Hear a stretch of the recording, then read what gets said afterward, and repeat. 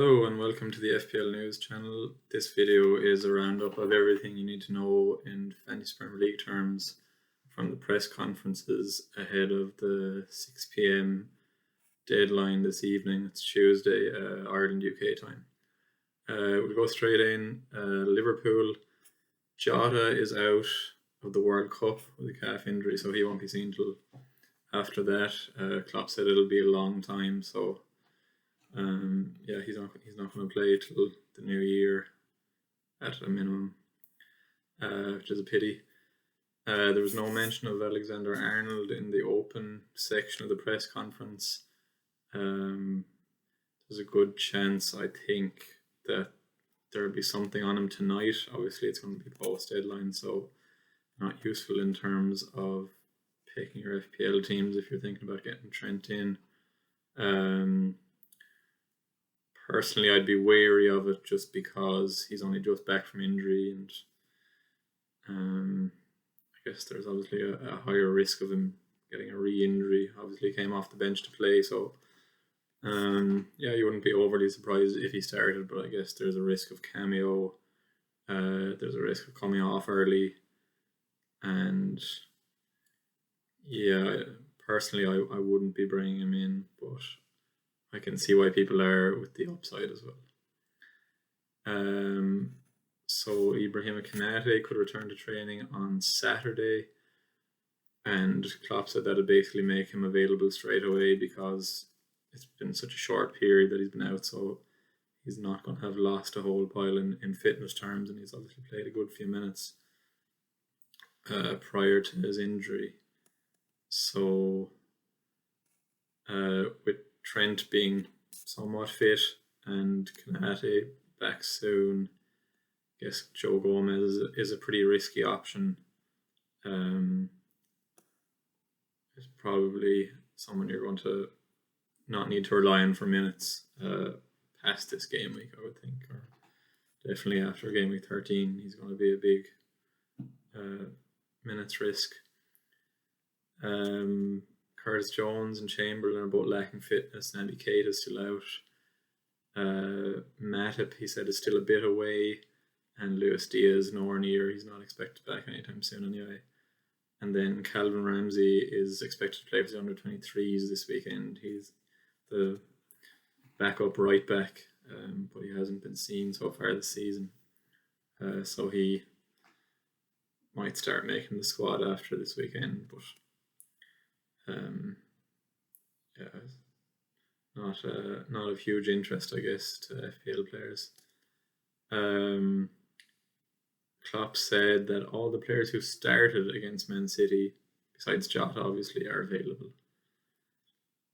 And he spoke a bit about Darwin Núñez and had a bit of a knowing smile and kind of said he wants to score more and assist more. So obviously he had a fairly glaring opportunity to square to Mo Salah against Man City and failed to do so. So no doubt that's been discussed since. If Núñez does start against West Ham, we can maybe expect him to at least attempt assists more than he did against Man City in his cameo, which for anyone with Salah, which will be a lot of people now, is good news. I suppose on the flip side, if Núñez starts, he's only starting up front, and that might push Salah a little bit wider than you'd prefer him to play, but I wouldn't let that put people off buying Salah either, and there's no guarantee that Núñez starts either. I suppose there's also no guarantee that Salah starts. I mean, nothing would be surprising with midweek games. Anything could happen. I'd say it could be carnage, but one would expect Salah to start, and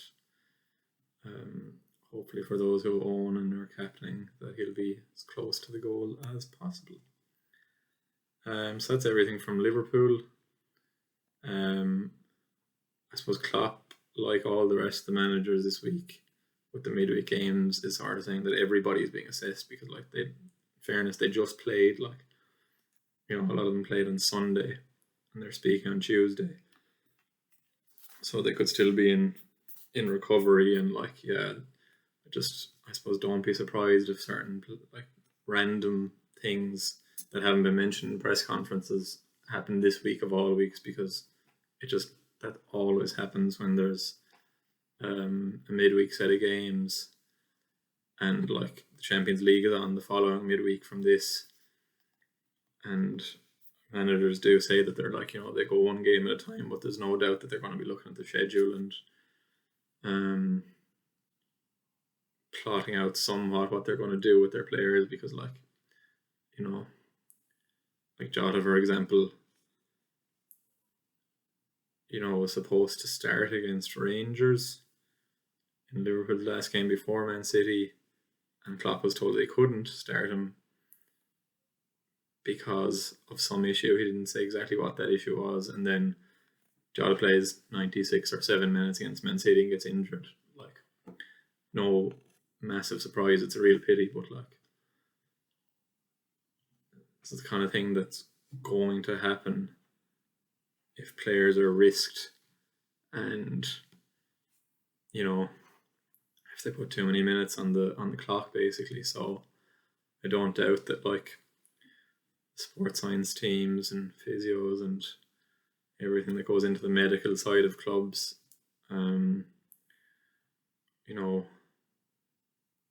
will be advising managers on certain players, which we're just not going to know. They're never going to go through every player. They don't have time, and it's not really feasible. But they're never going to go through every player and say, this player is at this, and another player is at this. Or they're going to say they're injured or they're not. Or sometimes they won't even tell you if they're injured, but hopefully they do. And yeah, there's a lot for them to consider at the moment in terms of who to play and who not, and who to rest, and when certain players will be needed and all that kind of thing. So it's right for rotation basically this week. Right, moving on to Chelsea. Potter said he's got no new injury worries from the weekend. He more or less said that Kepa is the number one goalkeeper. I've tweeted out all the quotes as per, but yeah, he's basically saying Kepa is the number one. No big surprise, but yeah, handy for anyone who's wildcarding into 13. Seems a great choice. Probably going to be extremely popular when the free transfers are in, the unlimited free transfers for the World Cup. I'd imagine when we come back on St. Stephen's Day on the 26th of December for Game Week 17, that Kepa is going to be in a lot of teams. He might have gone up a few 0.1s by then, but he's undoubtedly going to be extremely popular. I'd imagine he'd have to have some form of howler, or possibly multiple howlers, to get dropped at the moment. He made an unbelievable amount of saves. I think it was 7 saves maybe at the weekend, and some game-winning stuff for Chelsea right there. So yeah, be surprised if he comes out of the team anytime soon, unless he performs way below what he's been at so far, which seems perhaps a little bit unlikely. So he's definitely good for the next few weeks, and if the next few game weeks go well for him, you'd imagine he's going to be starting game week 17 too, all things being equal. Thiago Silva is going to be assessed amid the schedule. Again, like every player is being assessed, but Thiago Silva is 38 and played 90 minutes at the weekend, and Potter always talks about how important he is, and Tuchel, in fairness, used to say the exact same thing.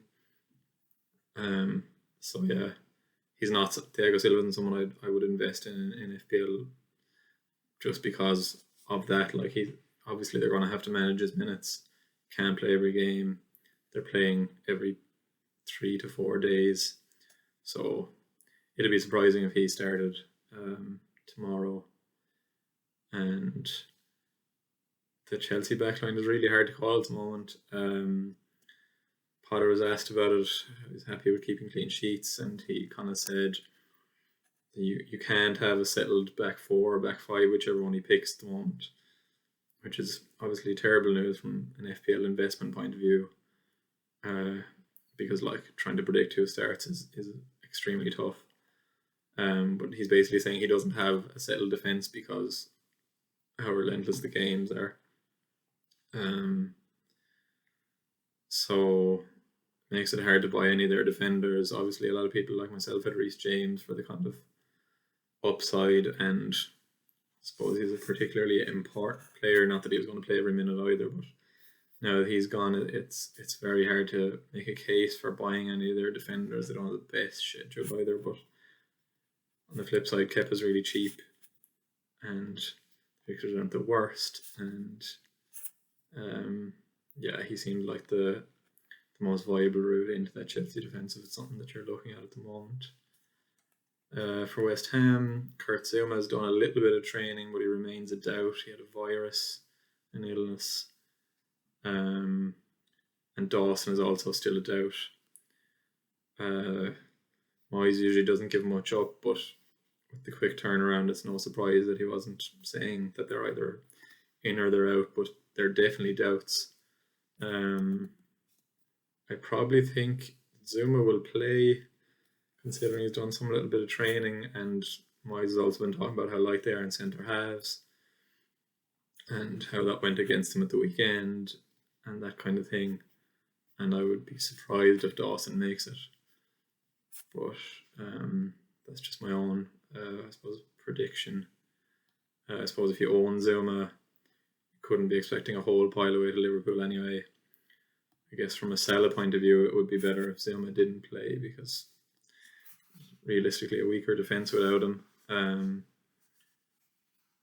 But yeah, I would imagine that considering the kind of dearth of options that he's got at centre half, he's really only got Kerr, who he seems to be glossing over sometimes as centre half, even though he definitely is a central defender and has been used at right back more recently, but he's a centre half for sure. But he's the only fit centre half they have, Kerr, so I'm guessing Zouma turns up in the XI tomorrow.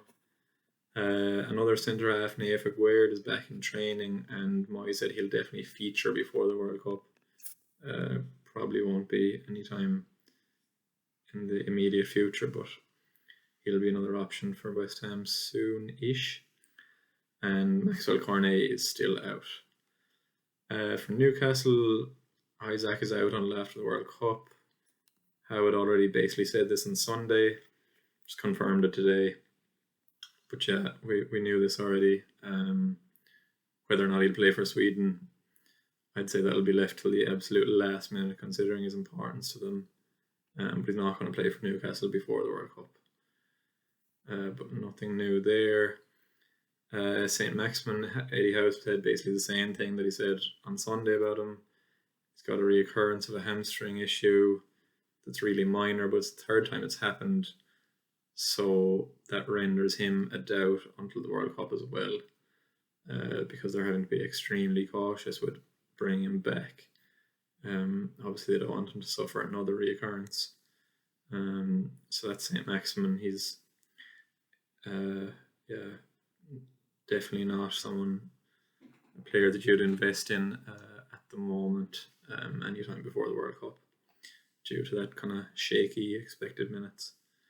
Shaky at best. John Joe Shelby is back in the squad on Sunday, but Howe said he'll only be brought on in an emergency. And Fabian Schär has been nursing a long-term foot injury. It flared up at Old Trafford, but Howe said he should be fine. He's not the only player at the moment playing through injury. I'm sure there's lots more that we don't get told about too, but that's Fabian Schär. But I'd imagine he'll be playing away unless it gets any worse up to the World Cup. And Howe said, and I've mentioned this already in the video, that everybody is being assessed. The whole team is being assessed. That's, it's not news. It's obviously what happens the whole time, but it's just because of the quick turnaround that and managers maybe not wanting to give the whole story away, that anything could happen in lineup terms for Blank Gameweek 12 as it is. So for Leicester, Johnny Evans is out and he's going to be assessed for the weekend. Sancho's got a knee problem. He hasn't been playing anyway, but Roger said he's I'm choosing as fit as he'd like to be, so he won't be seen. And I suppose he's not really in the reckoning there anyway at the moment. And James Maddison is suspended, the devil. Got himself a nice late yellow card for all of us owners who needed him to play this week. It's unfortunate, but very FPL all the same. So he's not going to play against Leeds. Rogers has been saying how brilliant James Maddison is the whole time.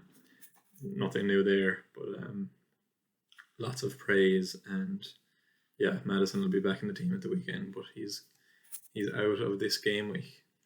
For Brentford, Pontus Jensen and Darren Hickey are both out until after the World Cup, which was a bit of a blow to them in defensive terms. They're both gone until game week 17 at the earliest, and apparently Christian Norgard is closer to a return, but I'd be surprised if you see him anytime soon. But maybe he'll make some minutes pre-World Cup. For Everton, Anthony Gordon's back from suspension. Yerry Mina remains out.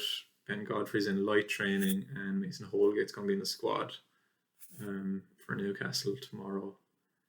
They're treading carefully with DCL, Calvert-Lewin. I mentioned this in the last video, and if you read any of the quotes on Calvert-Lewin, they're really taking their time because they have to. So Lampard hopes he'll get some minutes now between the next two games, being so close together and that kind of thing, but likely off the bench. And there was no new update on Patterson. He's going to be another 10 days at a minimum if Lampard's timelines are correct. He'll probably say something about him either ahead of the weekend or before the game week 14 deadline the following week. But he's definitely out at the moment. For Southampton, Bella Kotchap is out, dislocated shoulder, minimum 2 to 3 weeks. They're currently not going to operate on it, but if he ends up having to have surgery, he'll be out for longer. If that happens, he won't be seen before the World Cup. And even at the moment, he's shaky on that.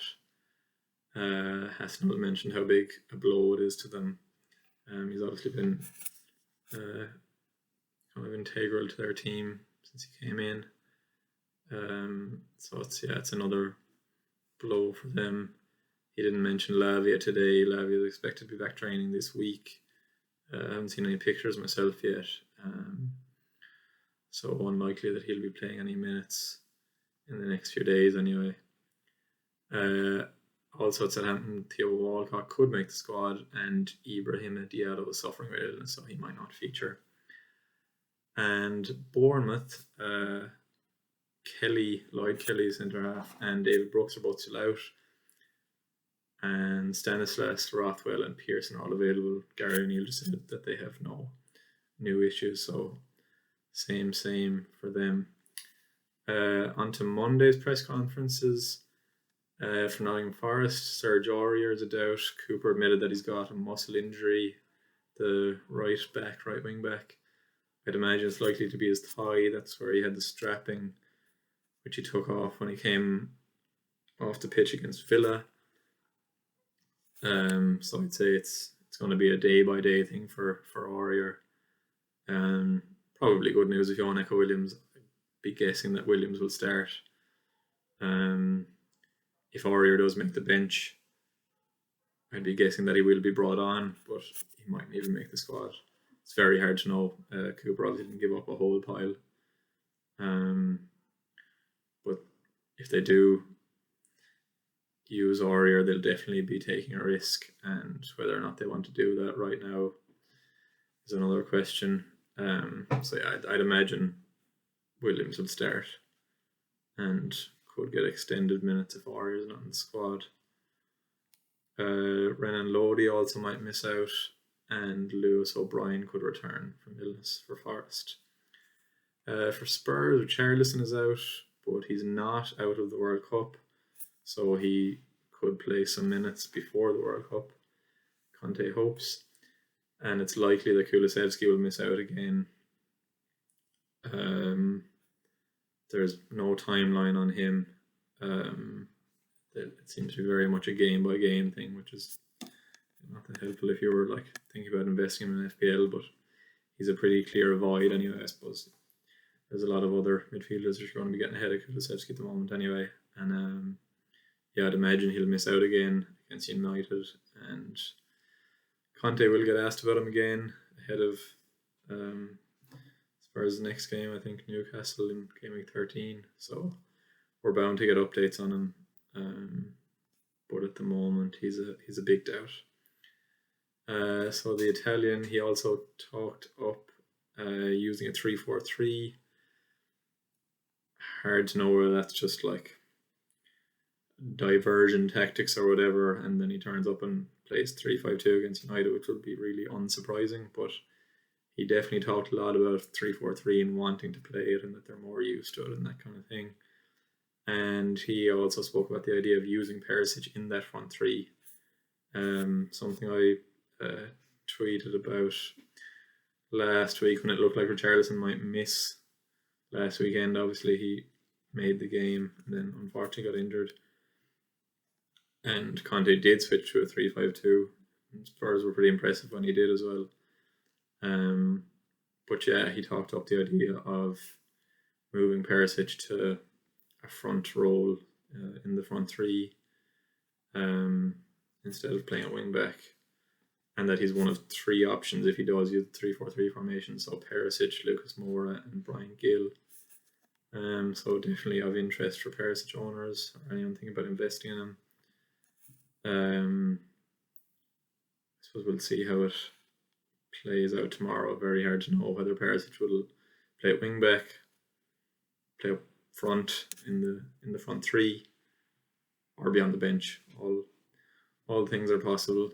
So it is quite hard to know, but I suppose it's another string to his FPL bow that he can play there. And now that Kulusevski and Richarlison aren't currently available, he seems probably the likeliest option. Like Lucas Moore is only back from an injury, so I'd be sort of surprised if he started. And Gill essentially never starts. Conte talked him up a bit too, but if he does use a 3-4-3, I think it'll be Perisic with Kane and Son.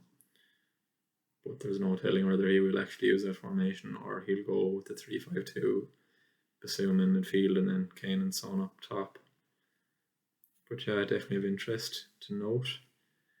And Conte also had further compliments for Doherty. He's been waxing lyrical about him for about a week. He obviously kind of criticised him previous to that. But Doherty's definitely in the good books at the moment. Royale is suspended until the weekend, so it looks awfully like Doherty will start against Man United. It's anyone's guess who's going to play at wing back after that for the next few games. Because Royal will be back, and obviously on the other side there's Sessegnon and Perisic, so lots of rotation, ahoy. But yeah, Doherty should play tomorrow. For Wolves, Jimenez is out. It's not clear if he'll be back before the World Cup or not. Toddy Gomez is a doubt in case anyone has the budget Wolves defender. Nathan Collins is also back from suspension, so you'd kind of expect him to come straight back into the team. Maybe not an absolute foregone conclusion, but considering Gomez is an injury issue now or some sort of fitness issue, it seems likely that Collins will be back. And Steve Davis, who I did confuse with Steve Cooper on Twitter, they're very close, and Wolves were playing Forest at the weekend, two Steves. But Steve Davis, who is the Wolves interim manager, said that everyone else apart from long-term injuries is fine. And Jose Sa has been playing with a fractured wrist since game week 3. So if you own him, there's nothing to worry about. He's been playing with it for a good long time now. Unless it gets worse, he's going to play. And they've obviously decided between the player, the manager, and the medical staff that they're happy to take the risk of playing him. And Davis has spoken at length about, it depends on the injury issue and all that kind of thing as to whether, you know, players kind of play through the pain barrier and stuff like that. So that is what is happening. It's just something to note, but it's definitely nothing to worry about if you own. Onto Brighton, Matoma sidelined with ankle injury, and De Zerbi said that Lallana is going to start tonight. So that's going to be at least one change to the Brighton team. Crystal Palace, they have no new issues. Nothing to report according to Vieira. Manchester United, the press conference is at 3:45 p.m, which for me is just about now. So it's not going to be part of this video, but I will tweet out any updates, hopefully something on Anthony Martial. The links to my 2 Twitter threads, that's hard to say, are in the description below. So you can find everything from Monday and Tuesday, all the quotes there, and that thread from today, Tuesday, will be updated with the news from Manchester United fairly lively if you're looking for that. And then just to note that because of the way the games are, there's games on Thursday. There's 3 managers who have not faced the media before the deadline. That's Marco Silva, Jesse Marsh, and Stephen Gerrard. So there are no updates from Fulham, and particularly Mitrovic. No updates from Leeds, and no updates from Villa. Those are all going to come tomorrow and Wednesday, because those clubs play on Thursday. The other club playing Thursday is Leicester, but Brendan Rodgers' press conference was today, obviously, covered in the video.